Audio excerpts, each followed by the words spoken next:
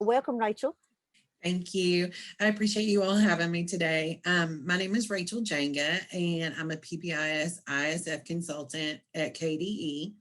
I have been there going on 2 years in August, which one of those actually this week was the anniversary of me being at home. So, as you all know, but prior to that, I was a special education teacher. So, being able to support other special education teachers and other educators in the field is where my heart is. And I said I didn't want to do this job at KDE if I couldn't make a difference in education somewhere.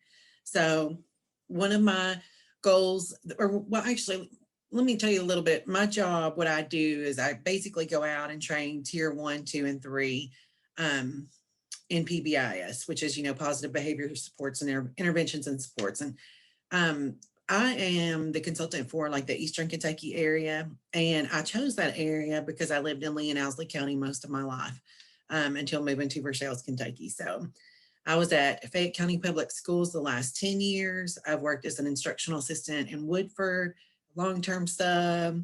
I did a whole lot of special education, even subbing before prior to getting my special education degree. So when I teach these things, it's because, one, I know trainings can be boring and I know how hard it is to stay focused, especially if you're working from home or have other things going on. But, I hope that you can take at least one thing from my training today home with you and, apply it into your classroom. And you can always reach out, by email, phone at KDE. I love being able to support and help staff that just need help or questions or anything like that. So I'll go ahead and get started. And you all, I'm not good at Zoom. So we use Microsoft Teams a lot. So just bear with me as I move forward. All right. So with, PBIS, we always have expectations. So of course, I'm going to give you all a little bit of expectations today. So just try to be present and alert, silence your phones, limit distractions if possible. And believe me, I know the dogs bark and kids, so don't worry about that. It don't bother me at all. And then just being open to new ideas, ways of thinking and problem solving, and just being considerate and respect other adults by not interrupting and, showing active listening. And if you all have any questions at any time, feel free to drop it in the chat, raise your hand. I think Doug is monitoring that for me. Anything that you have like a burning question, don't worry, you can stop me and I'll be more than happy to answer it for you if I can. Our objectives today are to obtain information about PBIS interventions, positive interventions and supports, and to review tier 1 interventions to start the school year and refresh classroom strategies with a proactive approach, whether virtual or in person. And we know, like right now, as we're coming back to the school, a lot of people are back in school now. It's like starting the school year over. So the kids come in and, having clear expectations for them as they come in, you're having to reteach the school year basically all over again. I know right now a lot of people are struggling, because some people have been on like 3 or 4 days, then they go off. So every time kids come back, they're having to, relearn, rules after rules each time. And it's just been a crazy time. So, I admire all of you right now, because I don't think there's anyone that deserves it more praise than you all right now, because you were able to do virtual online learning overnight, basically, and change the rules of teaching immediately. And I think that's pretty impressive in my books. One thing I like to do is kind of check in and see how everybody's feeling. So I'm a pugaholic, so that's something I'll give you all a little information about me. I have a pug, so that's one of my favorite things. So what I would like you to do is, if you want to just pick 3 words to describe how you're feeling right now and type it in the chat box. And then maybe somebody can just let me know, since I can't see the chat, one of the words that keeps sticking out. Because a lot of times we are in trainings and we're in classrooms and we're in other places, and people, all are feeling these things, but we never talk about it. We never get to acknowledge it. We just, put on the face and keep moving, because that's what we do as educators. So if you all would just take a little time just to pick 3 words.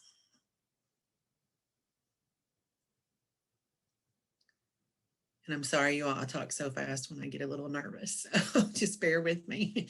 Tell me to slow down if you need me to.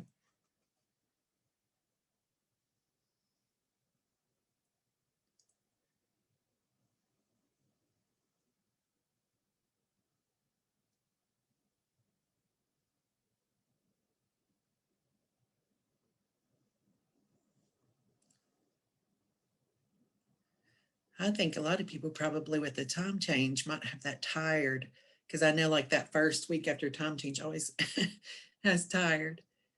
But if somebody wants to just tell me some of the words that you might see popping up. Looks like some of the things that they're putting in there are, like you said, tired, stressed, exhausted, worried, concerned, anxious, hopeful, uh, doubtful, happy, secure, blessed. Awesome. Those are great. Yeah, Uh, that, I think just acknowledging those, thank you, Doug, just kind of helps people understand that we're all kind of going through the same thing right now. So, um, our profession, education, it's hard. There's so much compassion fatigue and just so many things that are, built into the stress that we all have. So as I train today, I just want you guys to know that it's okay to feel whatever feelings you have every single day. That's part of it. Um, and just making sure that, you take time to acknowledge yourself and, think about the ways that you're feeling and ways that you can try to, take care of yourself during this time. So the first part that I'm going to go through is just some basic overview of PBIS. And I'm going to try not to bore you all with it too much because I want to, definitely get you to some interventions and strategies that you guys can use.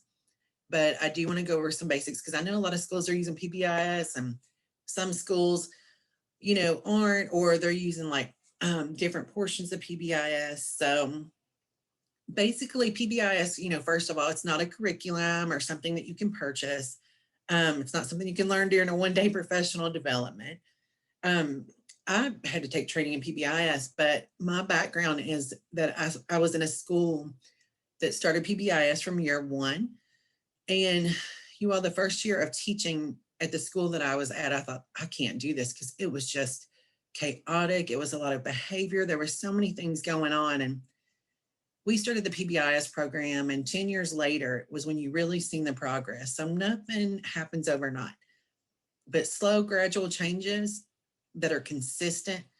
Oh my goodness, the school looks completely different than it does from 10 years ago or 11 years ago. And I think that that's something people don't understand. Like with PBIS, you do that first year and you're like, oh man, nothing worked. I don't want to do this anymore. But it doesn't work like that. Everything takes time. It takes time for teachers. It takes time for students. And, just practicing and learning this new way of doing things. And it's, really stepping out of your comfort zone because you have to learn how to say and do things differently that, you weren't used to. So, it's an evidence-based three-tiered framework. And, we use it for improving integrating data, systems, and practices. That's the three key elements of PBIS: data, systems, and practices.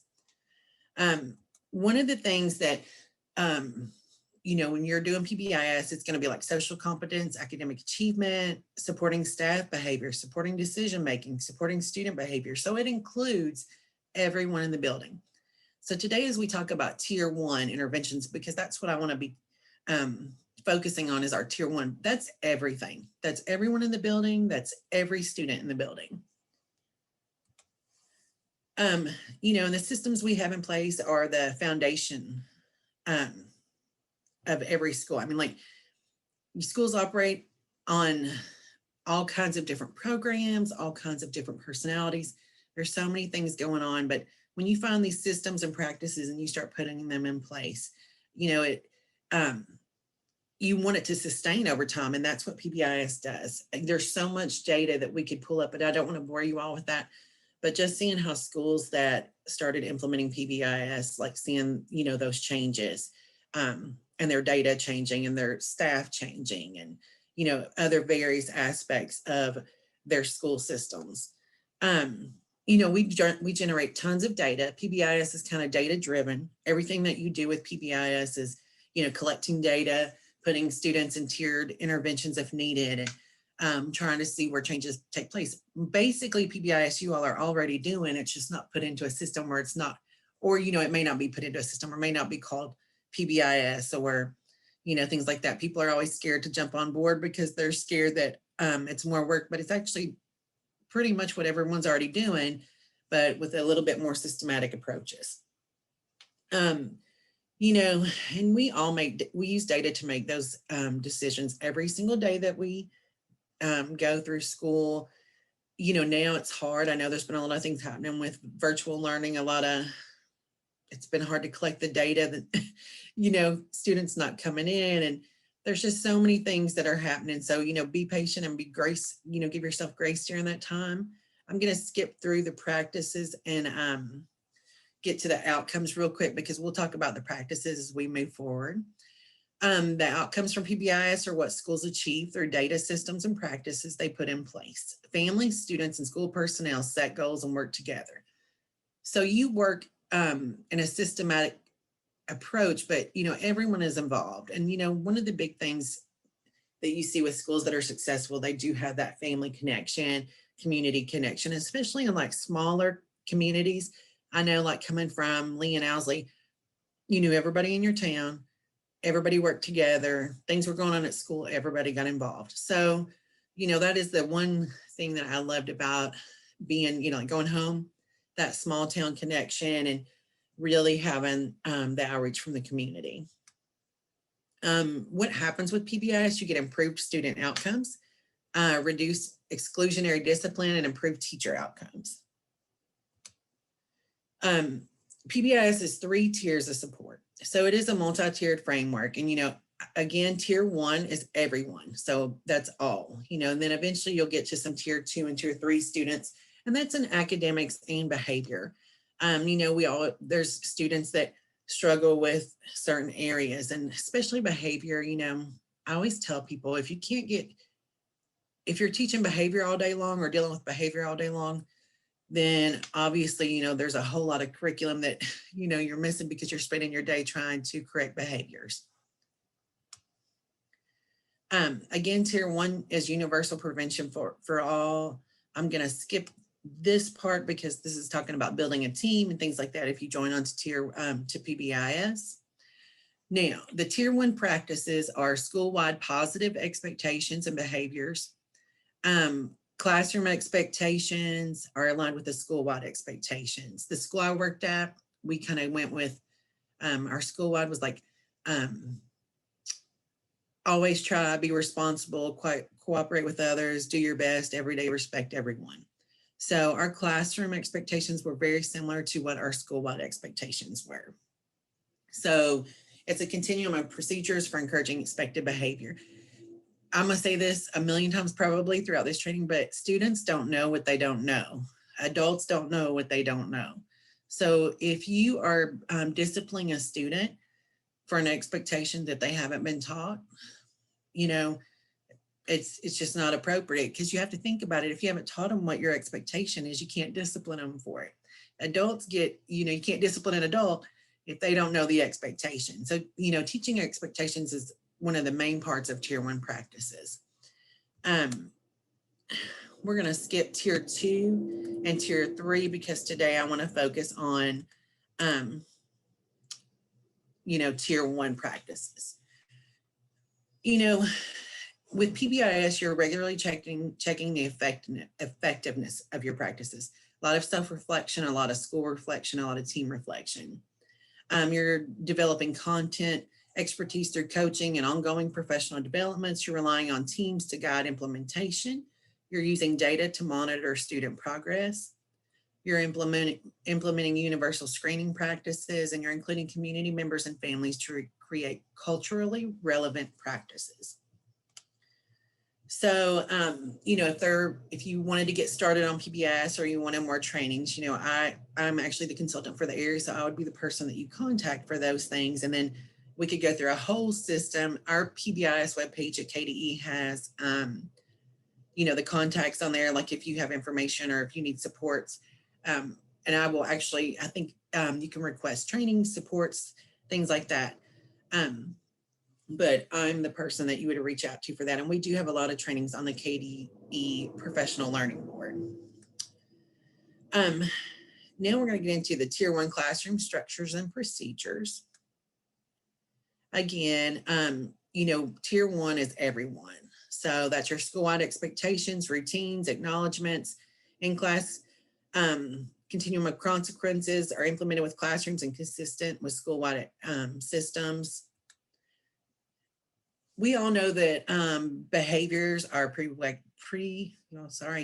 bear with me today, prerequisites for academics. For a child to learn something, it needs to be repeated an average of 8 times, to be changed an average of 28 times. I remember when I was learning about PBIS, my principal was like, she had done PBIS before, and she was like, there was a student, I wanted him to sit a certain way at his desk because he was always, constantly moving and, picking at the kids around him. 79 reteaches later. So can you imagine 79 reteaches? And finally, after the 79th day, the child finally got it and finally started doing what he was doing. I thought, this woman is crazy. There's no way I would do that 79 times. But, and thankfully I've never had to do that. But it is crazy to think 8 times to learn something new, 28 times to change something. It's a lot. It's a lot of work. So, why focus on routines and procedures? We all know that, I know I, for one, like to have an agenda in front of me. I like to know what's going to happen next. I like to know what my schedule is going to look like, what time my meetings are. Students are the same way. They need to be able to predict every step of their day, and it's going to go a lot smoother. A lot of kids, if you think trauma-informed lens, they never know what's going to happen when they go home. They don't know what's going to happen from one day to the next, who they're going to be staying with, what they're going to eat. Are they going to have clothes, clean clothes? So, having any kind of predictability for a student is going to be, giving them something that, is stable and consistent in their life. And I always think of even schedules, that's an important part of their day, is knowing what's going to happen next. So procedures and routines should be in place for classroom activities, getting students' attention, and transitions.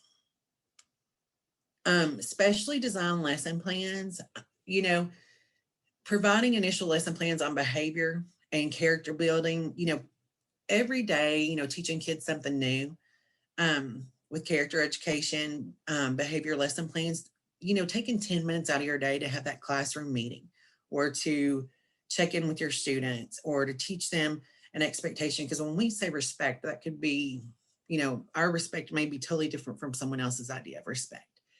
So, trying to find the time to teach these students just that little bit of character education and behavior lesson plans can make a difference in your school year, even if it's a 10-minute lesson.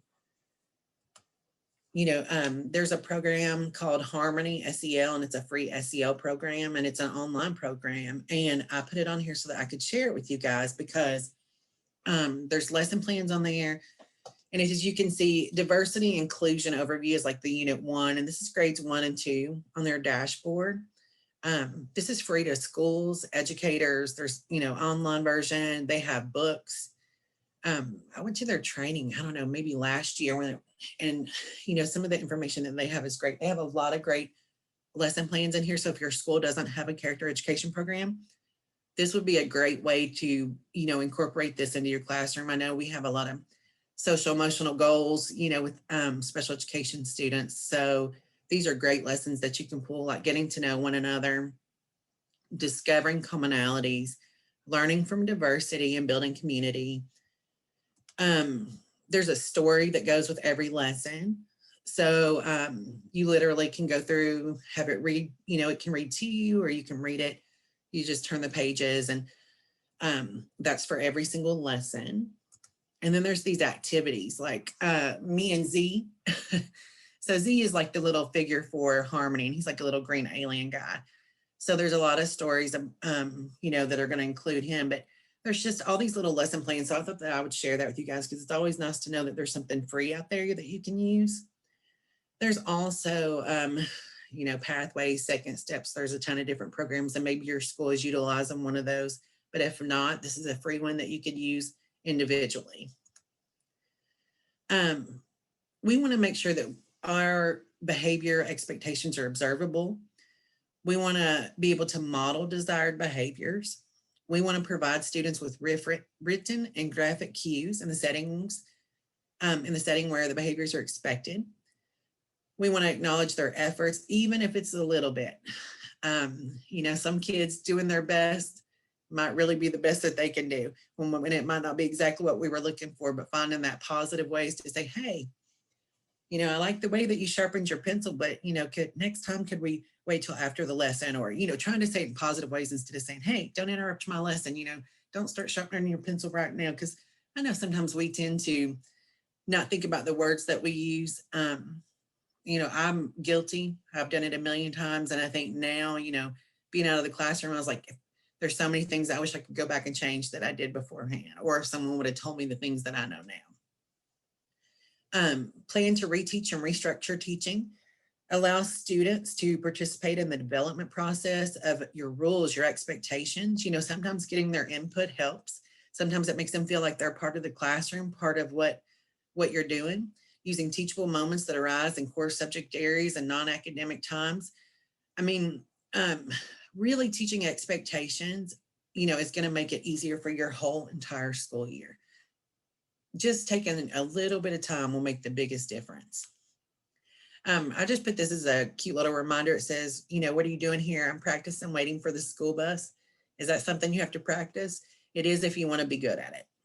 And, at the school I was at, we practiced, going to the school bus, waiting for the school bus to pull up, or, how we dismissed, how we got there. Everything, was practiced from day one, even throughout the year. Excuse me, we all want school-wide reinforcement and acknowledgement. A lot of schools are using like token systems and, sticker systems, ticket systems, and it provides that immediate reinforcement. Making sure that, like when you have those school-wide systems, it kind of focuses everyone, adults, students, everyone's involved in it. So it kind of makes everyone responsible for, making sure that the behaviors are, making sure that these kids are hearing more praise, like, oh my gosh, the way the kids walk in the hallway, or, helping other students out. Some of those things that we don't think about, just those little positive words can change an entire child or adult's day. So, even praising teachers, we had systems where you could, praise one of your team members or things like that. So even hearing that at the end of the day, like shout out to, I had a teacher, Mr. Chenault, I would be like, shout out to Mr. Chenault for, covering my car duty, or things like that. Adults want praise just like kids do. And then, like developing these school-wide acknowledgement systems, again, there's a ton of things out there of how to do school-wide acknowledgement and praise. Classroom, if you're a special education teacher, that not every, like a ticket system might not work for one student, but a sticker system might work for that student. There's so many different things, and it's learning your students in the building, learning your students in your classroom, learning the people that you work with. Everything is trial and error. I put a link on this, and it will actually be on the document that you guys will get at the end. And this is just like some behavior intervention and support reward systems. And it's just different things that you can click on, kind of print off different money systems, token systems, things like that. Because, I'm an advocate about not recreating the wheel if you don't have to. And then, students, 5 positives to 1 negative. So students should experience 5 positives to every negative. That is so hard to do sometimes. And I was talking to Doug about this yesterday, actually. I was like, when a student has, done something or not done something, and you have to try to find some positives in it, it's hard sometimes, to be able to say, hey, I notice you're not working, but I like that you have your pencil and paper ready. What else can we do? So trying to find those 5 positives, and, a lot of times you have to think it through, I know, before you can ever get to the student, be like, okay, they're sitting correctly. Okay, that's 1.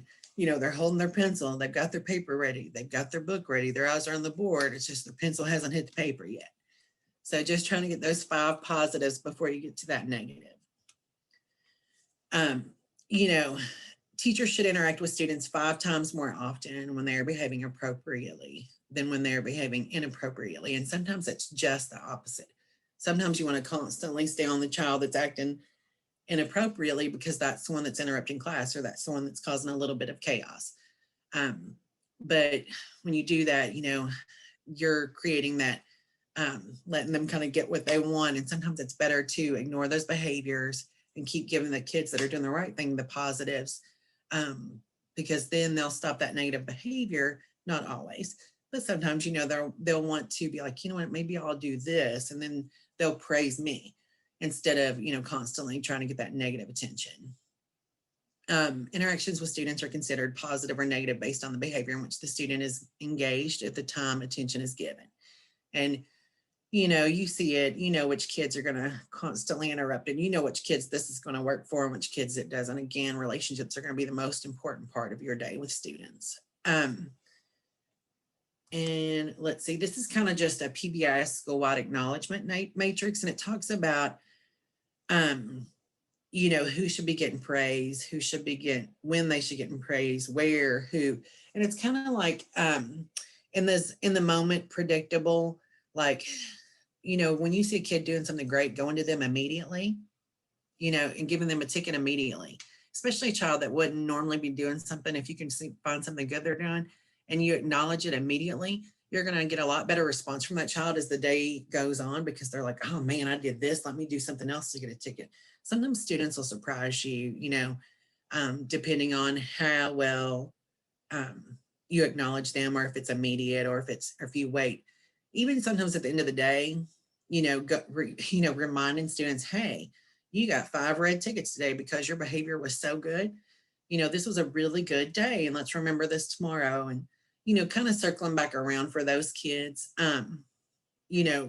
especially your kids that are higher behavior issues, the more you acknowledge them and praise them, sometimes it'll kind of put that or distinguish like the bad behaviors that they tend to present sometimes. And we know there's like the all for one, giving kids like an entire class works on time, they get 10 minutes of free time. Or one for all is, students divided into groups and they earn points, and the group with the most point wins. And independent groups can earn things. Behavior contracts, there's tons of like the behavior toolkits where you can print off, or even online free printables on behavior contracts that you can do with your students. Token economies, there's a lot of things out there that you can use to try to find praise, because it's a lot easier to praise your students and get them to work for you a lot easier than it is giving them negatives. And just remember, 5 positives to every 1 negative. And you'll be surprised. It's awkward when you first start doing those things, but the more you do it, the easier it gets. And, the kids start to change those behaviors because they really like being praised a lot more than they like the stop it, don't do that again, So it's something to get in a good habit of doing. And then I talked about like, the student struggling that might have written 1 sentence, and, thinking of those 5 positives again. They're sitting correctly, they've got their pencil in their hand, they've got their paper, their eyes are on the board. But they've only got 3 words and it's been 30 minutes. So trying to find the positives and the negative, it's not easy, but it's a lot better in the long run. Creating a plan for classroom management. So at the beginning of each year, establishing and modeling rules for students is so important. You have to really think about what you want your classroom to look like, what activities you're going to have, what your day's going to look like for yourself. I mean, it's a lot. And I usually say, like at the beginning of the school year, taking 1 to 3 days to teach your kids all the rules and expectations the things that you're expecting of them, and showing them how everything should look before any new tasks, teaching them those things, your expectations every single time, even if it is rotating centers. What does that look like? How do you get students to rotate without causing chaos? What do they need to take? I mean, you have to think about every single step that they're going to take, and you have to plan for that and create a lesson for that, or, create a way to model and teach that. So, you think about that, whether it's how they sharpen a pencil, how do they get your attention for, going to the bathroom? What's that going to look like? The school I was at, we had like hand signals so that it didn't interrupt the class. So like they would cross their fingers for bathroom. Water was 3 fingers. Um, so there's different things that you can do to cause less classroom interruptions, but teaching these classroom strategies of training and making everything very predictable, it's going to make a lot less issues in the long run, a lot less disciplinary issues, especially if you've taught the kids the expectations over and over again. Then the student knows how to go get their reading book, or if they finish an assignment, what does that look like? If a student goes to turn in their homework, what does that look like? If you teach a student what you want that to look like every single time, everything's going to go a lot smoother. Again, 3 days of reteaches or teaching and modeling prior, like that first 3 days of school. We taught our kids how to sit in the cafeteria, how to walk to specials, how to walk in the hallway, what to do in the bathroom. All of these things, are things that are going to make a difference in the long run. Teaching and modeling expectations for behavior. And, again, always thinking about like bringing it back to your classroom rules and expectations, kind of always think about your school wide, so even if you do this as a team, like if it's your special education team, your classroom team, maybe everybody in your special education department has the same classroom expectations. So it makes it easy for each student to transition to another classroom because they know what to expect. And when students know what to expect or adults know what to expect, it makes it a lot easier. And always involve your parents in the process of what your classroom rules and expectations are. At the beginning of the year, we always kind of did like a rally where you could go and meet your teacher, go to the classroom, meet the students, especially for our special ed students. It was nice for them to get a chance to see what was coming. And, having a PowerPoint of like all the different expectations and things, and just letting parents go through it too, because sometimes it helps if they understand what your classroom process and procedures looks like as well, so they don't get, they're, how students go home and always say, oh, this happened today, but it wasn't my fault, or, and having these in place and parents knowing what the expectations are, then it's easier for them to understand what's happened. And I don't know, it just makes for a lot more collaboration amongst everyone. All grade levels should teach and model classroom expectations. Regular education classroom, special education classroom, you have to show kids what you want.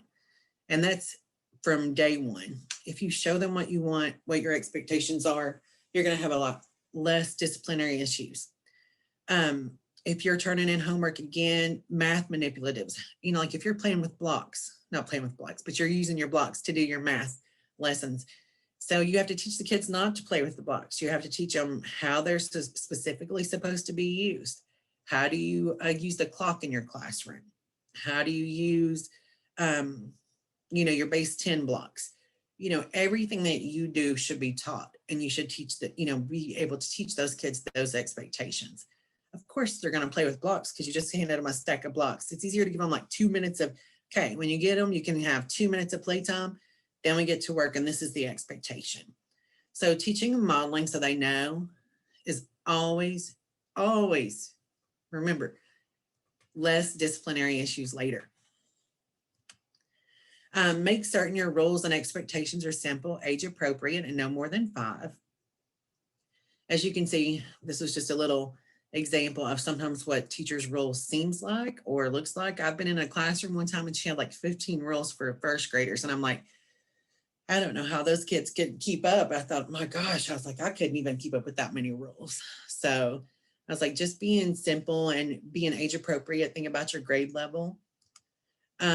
Virtual classroom management is just as important as classroom management. We never know if we're going to go back to virtual. Obviously, when this happened, no one was prepared. So now you know that it could happen again, or even if it does or doesn't, just remembering that virtual classroom management has to happen just like in person. Teaching students how to use the virtual platform, modeling the expectations for that, showing the students how you would like them to have their supplies ready, how they switch activities, how students prepare for class, having students model classroom expectations, creating backgrounds for your students is something that I liked that a teacher did. They made everyone's background the same, whether it was virtual or if they were using bulletin board, so that there was no distractions in the background, because a lot of times students were getting bullied because their house looked a certain way. So if they all had this same blue bulletin board in the background, other students couldn't see what their house looked like and couldn't cause those bullying issues. One teacher had every student wear the same color shirt during class, only during their class time. So they would pull it over whatever clothes they had on, just to limit distractions. And I mean, I thought that was a great idea, just in case that happens again, that we have to go back in virtual, or if you're still doing virtual now or back and forth. Those are just some things you could do to eliminate some bullying and to keep things consistent. Creating hand signals during virtual, just the same as you would during the classroom. Creating a plan for praise and reward, same thing, just doing it virtually. And 2020 showed us that we must be prepared for anything, and we know that now.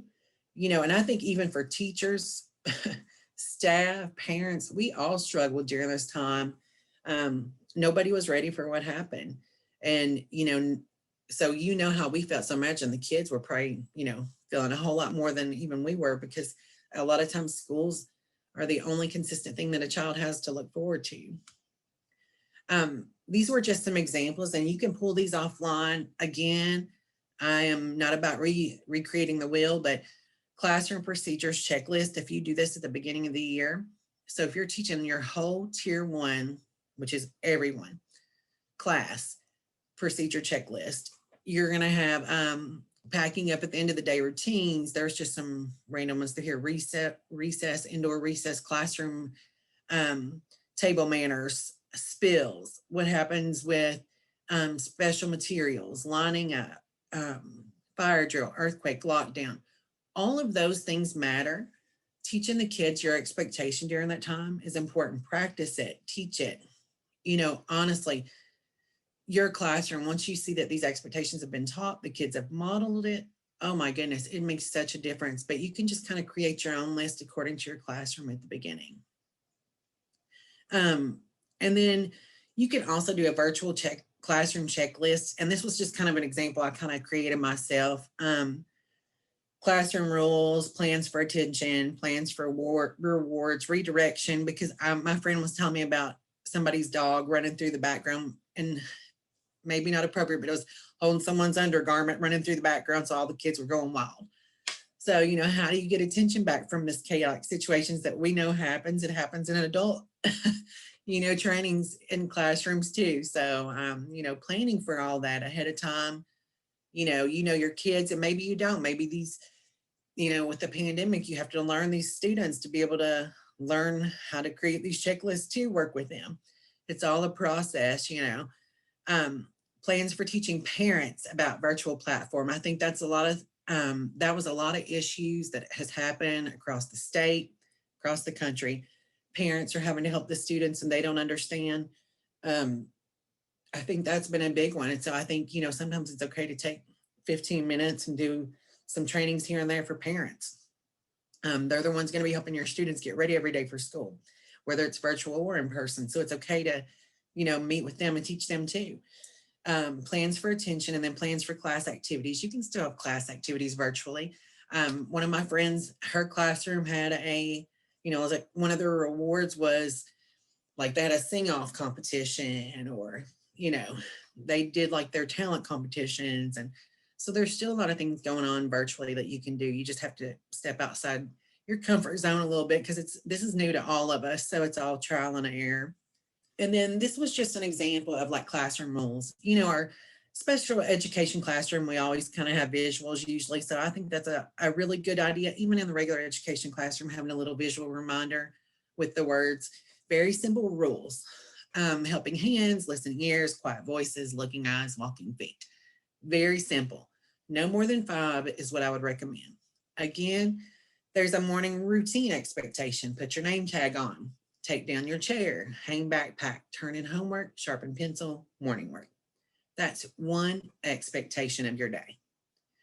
So, when you think about all the things that goes on in your classroom, what are those expectations going to look like?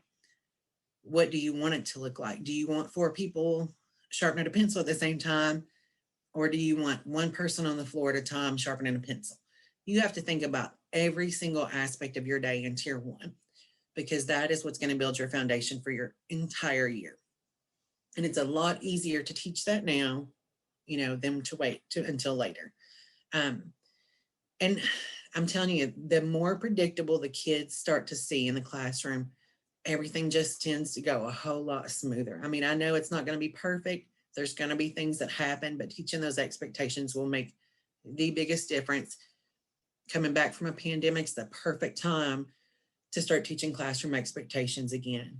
And taking that time to do it will make a difference in the rest of the school year, because these kids haven't been in school in over a year. They don't, they don't remember all the rules and expectations, and that's okay. It's hard. This is new. Like I said, you all know it's hard for everybody. This was some virtual classroom expectations. And these were very simple again. Make them age appropriate to your grade level, simple to the point. Teaching and modeling transitions. There's a lot of issues that happen in the hallway. Whether you're elementary, high school, it doesn't matter. Hallways can, they cause all kinds of trouble. That, recess, lunch, there's just things that happens throughout the day that, planning for these transitions. Picture day. Letting students know picture day is coming. Like at 2:00, you're going to get your picture taken. At, 2:15, after your picture's taken, there's going to be a guest speaker. Kids need to know every aspect of your day. That's just a given. It just helps them. It helps us all. I mean, even as adults, we need that. So we should assume that the kids need the same things. I mean, they want that consistency, and they want to know what's happening next. But if you're going to get your picture taken, what does that line look like? Most everybody's like, okay, tallest to shortest. We know that. But what does it look like in the hallway? How does your kids have their arms folded? Do they not have them folded? Do they have them to their side? How much distance is in between each child? Where do you stop at? What happens if you see another class coming? So transitioning should be taught just like every other expectation. Lunch, going through the lunch line. What does that look like? Where do you get your utensils? What do you say to the cafeteria staff? How do you ask for help? What if you need to go to the restroom during lunch? There's all these things, all these transitions that happen all day long.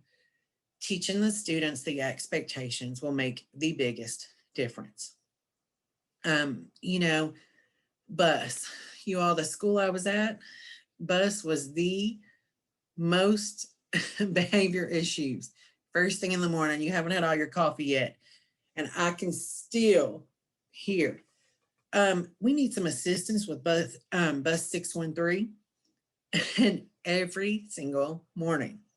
So getting your bus staff, like your driver, the aide, get them on board, teaching bus expectations to these kids, taking that time if you can get it involved with your bus garage and say, hey, let's teach these expectations to the kids. Let's have the bus drivers teach their expectations. Let's all be on the same page and showing that united front, because I'm telling you, ours was bus, and most of my kids were in trouble before their day ever got started.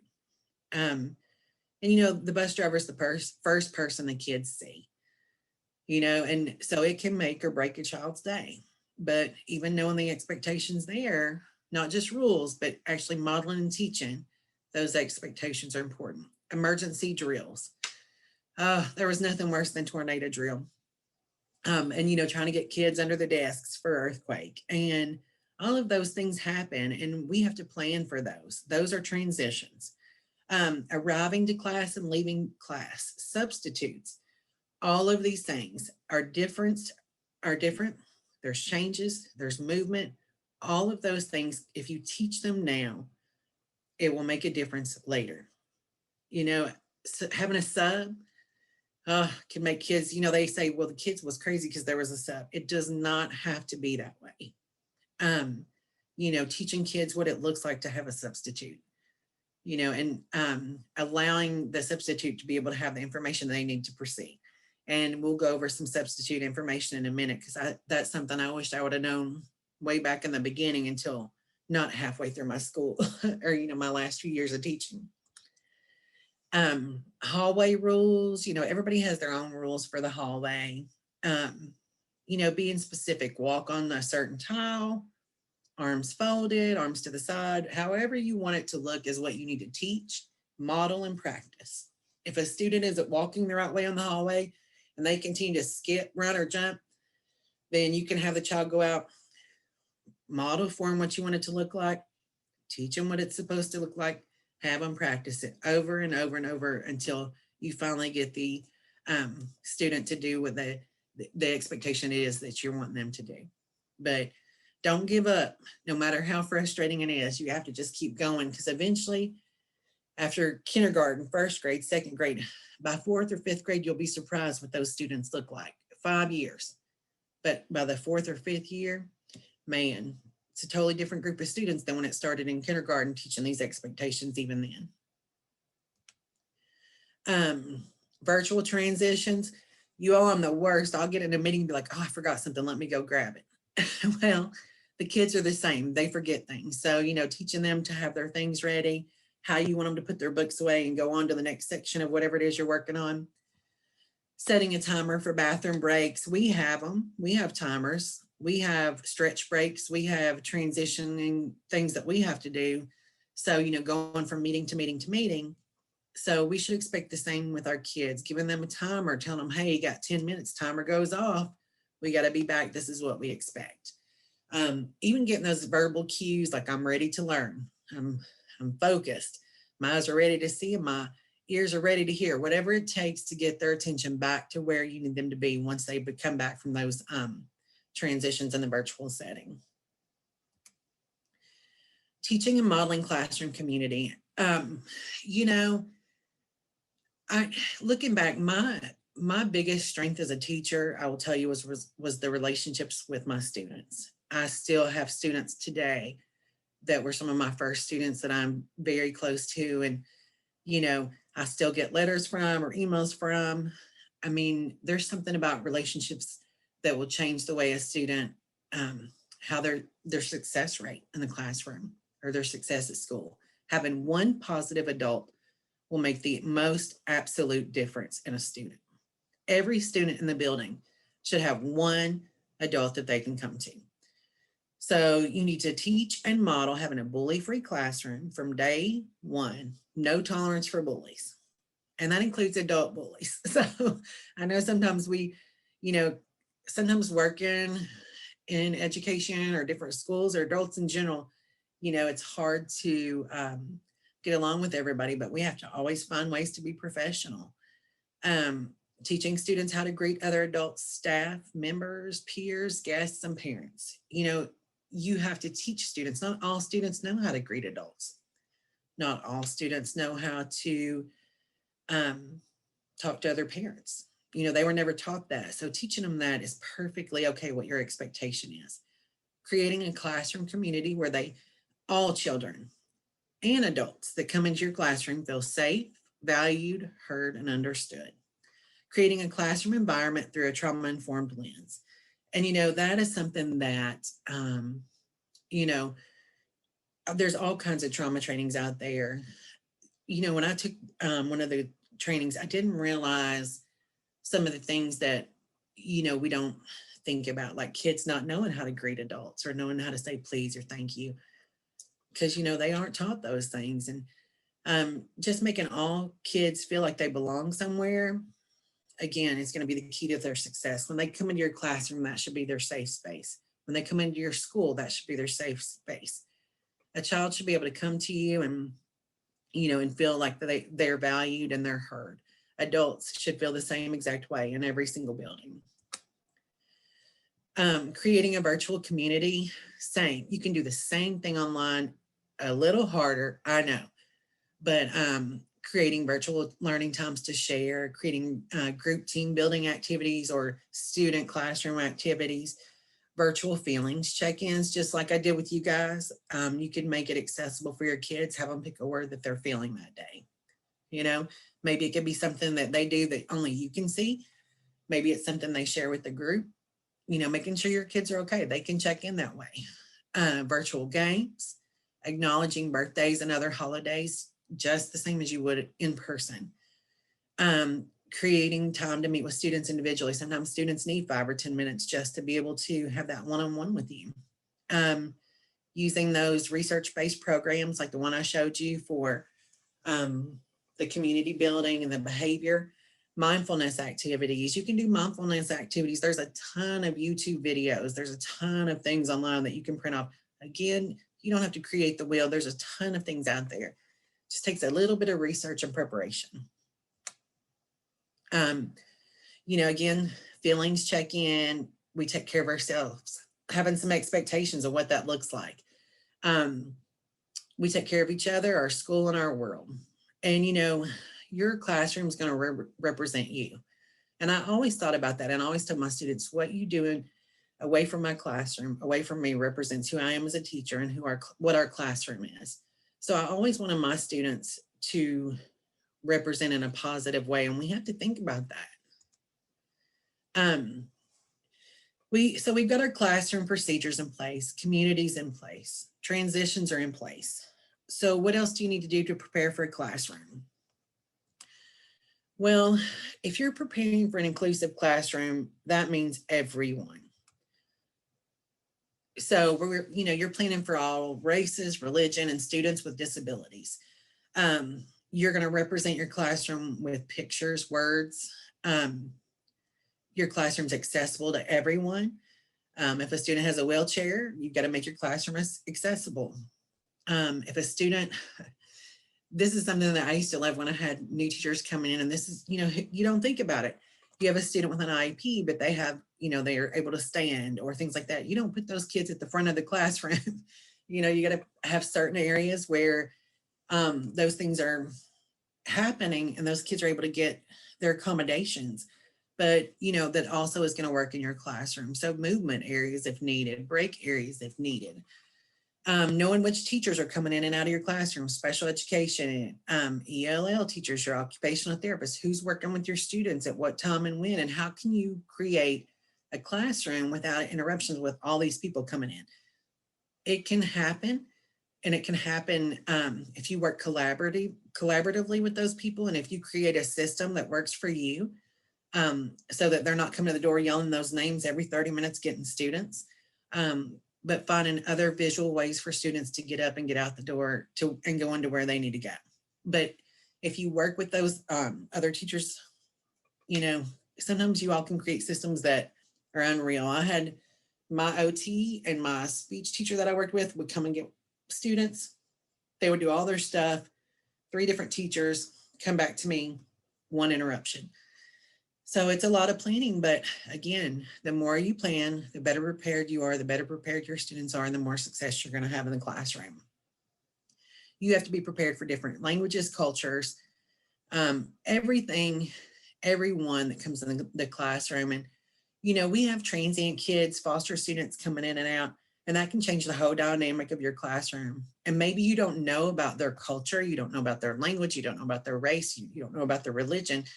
And it is your responsibility to find that information out, seek help, you know, reach out for people that, you know, can help you look out for information online.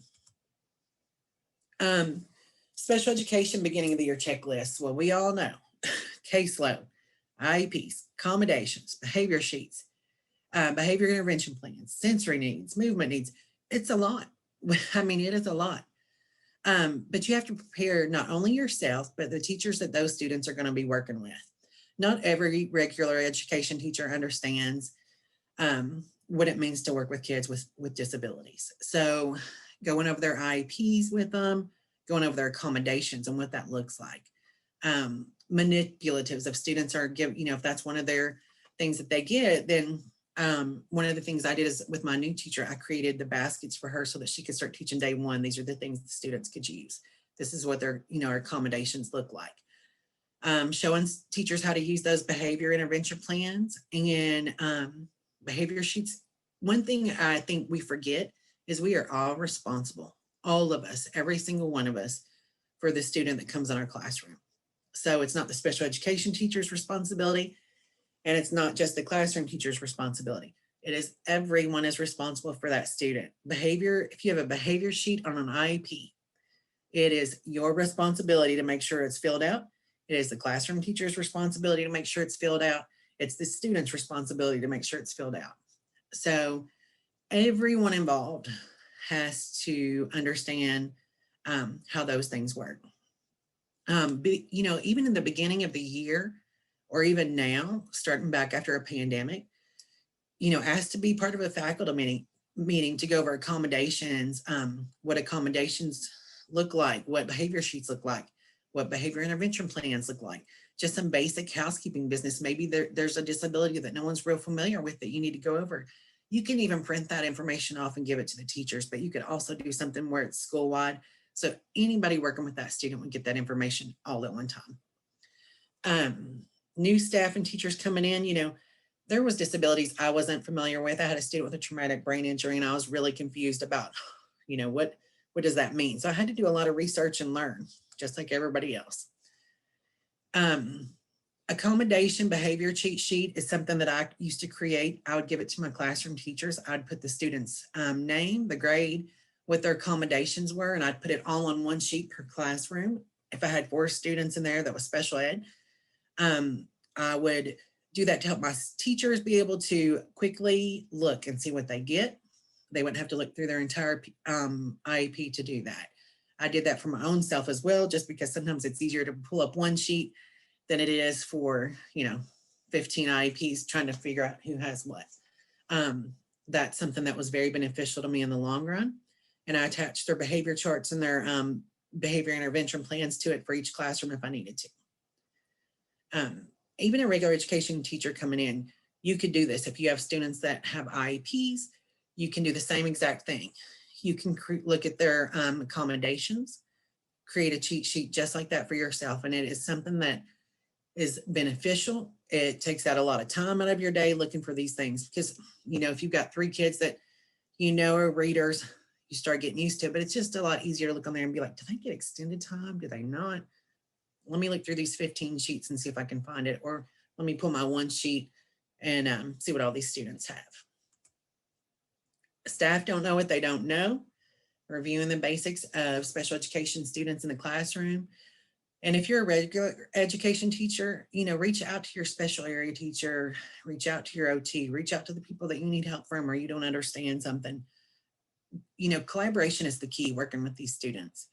And, sometimes maybe the special education teacher has strategies that can really help you in the classroom or vice versa. So, really collaborating and working together, create a PowerPoint with all the disabilities that you have in the building to share with staff that they can look at, strategies. I don't know what I did with it, but I usually have a little binder that has all these different disabilities and things that you can look at and just has strategies that you can use with special education students, regular education students. I mean, you can never have too much information when it comes to creating a classroom environment where every student feels like they belong and that you understand them. And if you don't understand them or the disability, they know it. They feel it. We know it. If you've been in the classroom already, then you know that these kids are very aware about what teachers know or don't know. Your classroom should look like your students. Your school should look like your students. Your students should be represented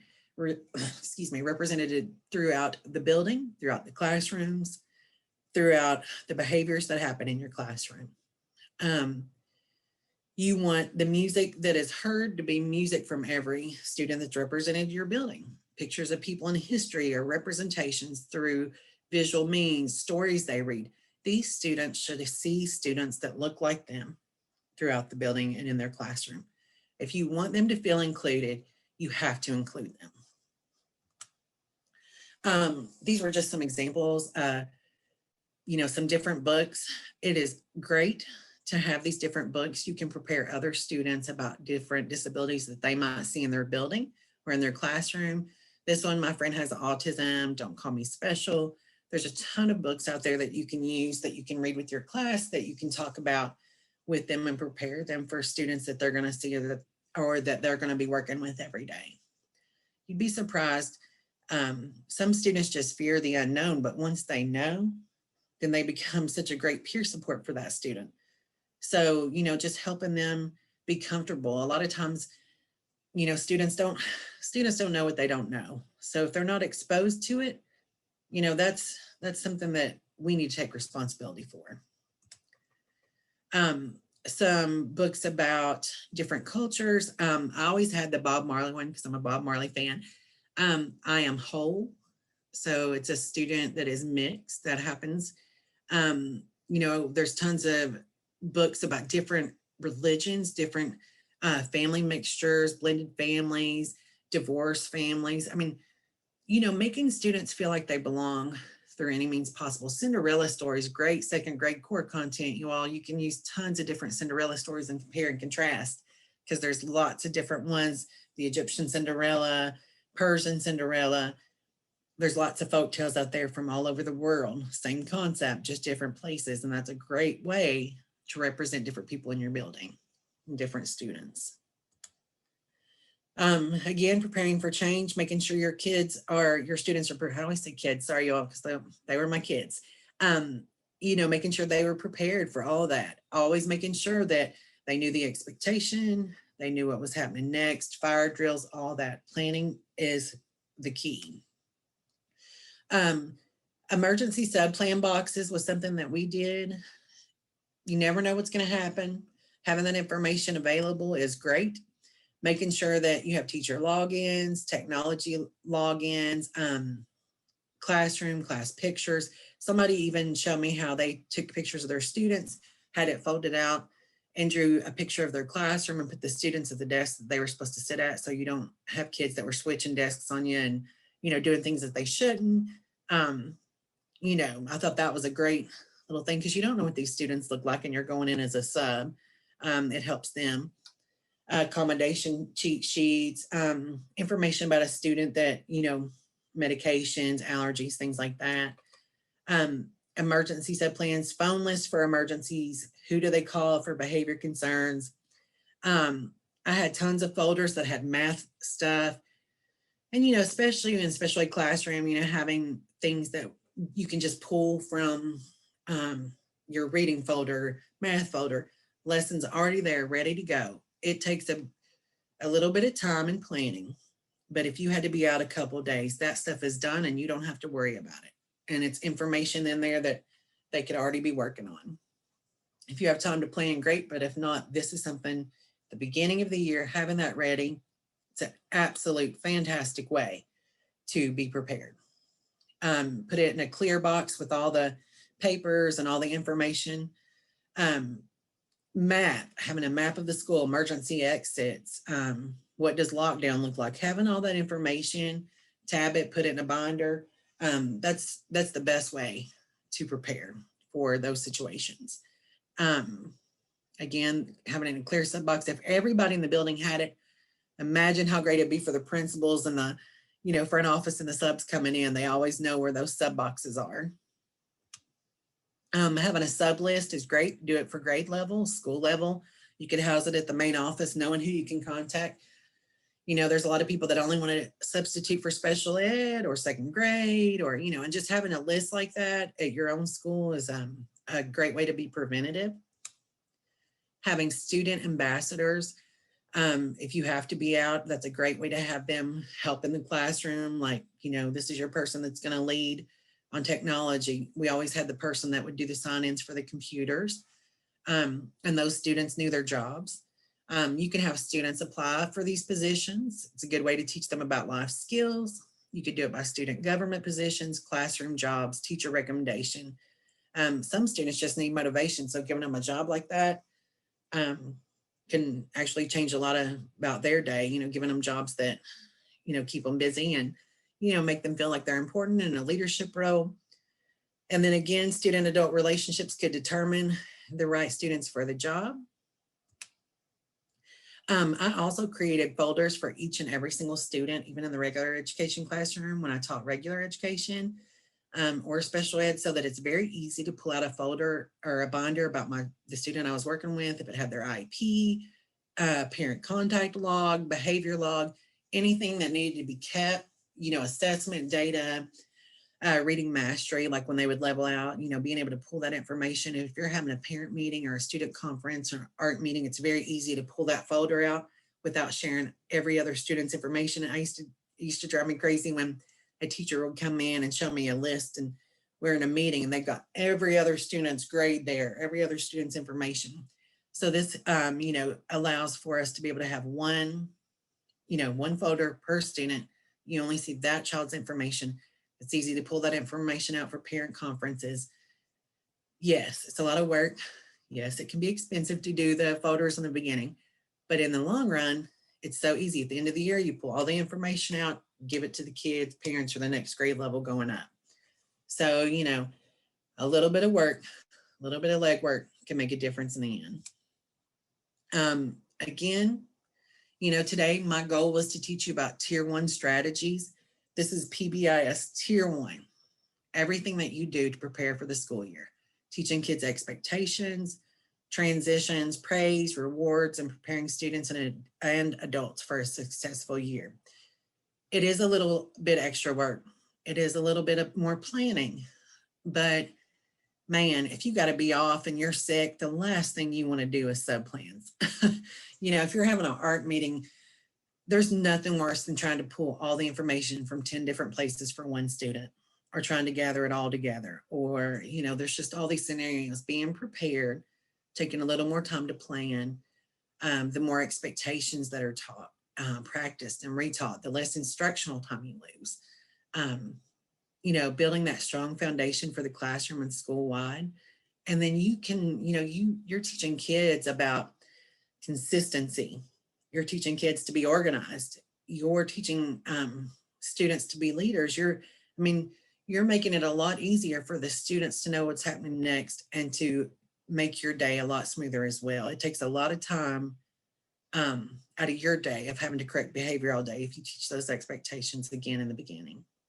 If you want to start PBIS in your school, or you're interested, or you want to know more information or go to other tier 1 or PBIS trainings, we do have some of those available. You can actually go on our KDE website, and the PBIS trainings that we have are on the KDE. I don't know if you guys know, a lot of people that I've talked with did not. KDE has a professional learning board with tons of trainings on there with ELA credit. I know, trying to get those hours in, it's not always easy. So there's a ton of trainings on there. PBIS trainings always start with PBIS to make it easy to find. And then, our branch actually, what we cover is substance abuse or substance use prevention, human trafficking, child sexual abuse, emergency operations planning, bullying prevention, suicide prevention, school mental health and wellness, school safety concerns. We are what it says, safe and supportive schools. That's what we like to do. We like to support our districts and our schools. And this is what my job is. And this is why I'm here. We have a lot of free programs that KDE offers that a lot of people don't know about. We do Obeis bullying prevention. It's a free program. We have trainers there. I'm actually one of those trainers. Youth mental health first aid is another training that KDE offers. And it's a free 6-hour course. And it teaches you how to identify, understand, and respond to signs of addiction and mental illness. There's a lot of places that train, and I know there's probably some places in your area that also trains. It's a great training, but free was always a key word for me. And then the important links. The first one is how you can reach me. If you have a training question, or if you just want to reach out, my information's on there. But that first link is how you can reach me. The professional learning board is the second one. That's where all those trainings are. I put Midwest PBIS, PBIS.org. That's where I get a lot of my information. That's our technical assistance that we use. Those are great places. They have a ton of free trainings, a lot of virtual information, a lot of teaching strategies. There's lots of free things on those websites. Utilize those, lots of free documents that you can use without recreating the wheel. There's a lot. I gave you the link to the reward system that I showed you guys earlier. The Harmony SEL is that free program that you can get for social emotional learning. And then another list for rewards that you can use in the setting, in the school setting. So, I wanted you to just be able to take one thing from my training and make it beneficial. So I always try to give a ton of information because being able to find something that works for you, that's what I'm here for. And I want to be able to support you guys. So I hope that today was beneficial. I hope it wasn't too boring. And I hope there's something that you can take away from this training. And I really appreciate you guys letting me be part of that today. Rachel, thank you so much. And we look Thank forward to you seeing you all. next week. Okay, thank you, Rachel.